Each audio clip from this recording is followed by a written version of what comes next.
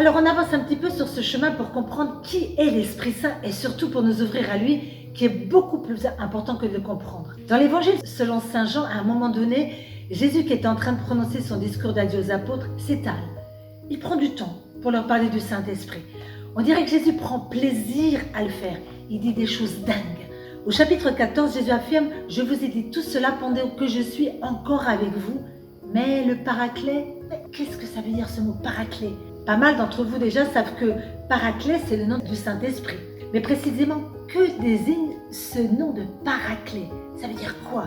Parakaleo en grec, advocatus en latin, qui est l'origine du mot avocat, celui qui est appelé à côté. Il faut savoir que dans le passé, dans les périodes antiques, quand il y avait des procès dans le système juridique hébraïque, on peut le voir dans plusieurs endroits de la Bible, que quand une personne était accusée, elle n'avait pas quelqu'un qui parlait à sa place, un avocat, pour la défendre. Elle devait parler elle-même. Mais si elle était assez riche, elle pouvait se permettre quelque chose de plus, évidemment. Et alors, l'accusé pouvait appeler à ses côtés advocatus, l'avocat, parakaleos, quelqu'un qui lui parlait à son oreille, pour lui suggérer comment parler, comment répondre, quelqu'un qui lui donnait des conseils. En effet, l'Esprit Saint ne parle pas à ta place, mais il te dit comment et quoi dire. C'est-à-dire que l'Esprit Saint ne te dépersonnalise pas, il est avec toi, il est le consolateur, celui qui est à tes côtés.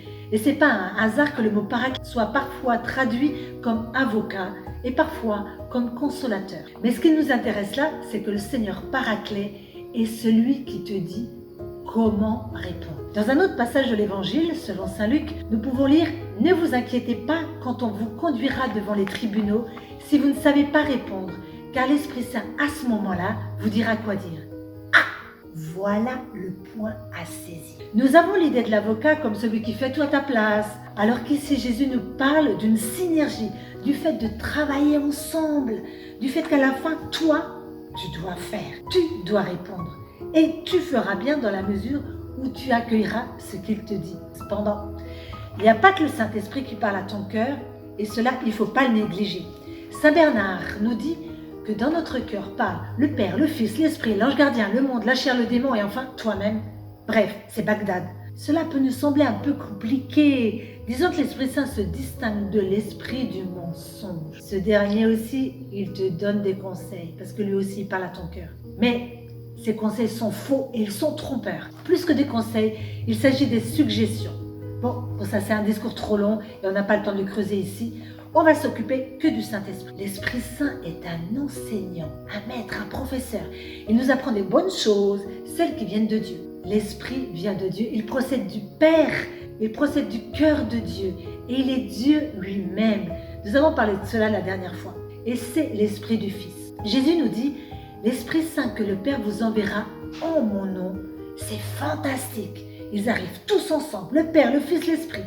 Ces trois-là, ils aiment être ensemble.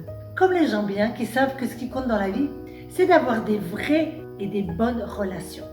Donc, l'Esprit Saint que le Père t'enverra, vous enverra en mon nom, vous enseignera toutes choses, il vous enseignera tout. Mais est-ce qu'il nous enseignera aussi à parler français, à parler latin?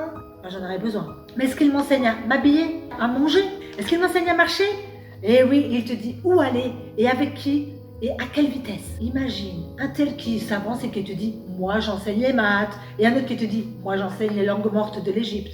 Et lui, l'Esprit Saint, il te dit « moi j'enseigne toutes choses ». Pour recevoir l'Esprit Saint, il faut être ses disciples, il faut être disciple. Lui, il doit t'enseigner tout. C'est beau de vivre en réapprenant tout. C'est-à-dire qu'en toute chose, je dois réapprendre à vivre. Et c'est beau parce que cela veut dire que tout au long de la vie, il y a toujours une nouveauté à découvrir, à apprendre. Le Saint-Esprit fait toutes choses nouvelles. Il peut toujours m'apprendre du nouveau. Savez-vous qui ne reçoit pas le Saint-Esprit? Celui qui sait déjà tout. Celui qui dit « je sais ». Celui-là, on ne peut rien lui dire parce qu'il sait tout. L'Esprit Saint vous enseignera toutes choses. C'est trop beau. Mais exactement quoi et comment? On le verra si tu veux la prochaine fois.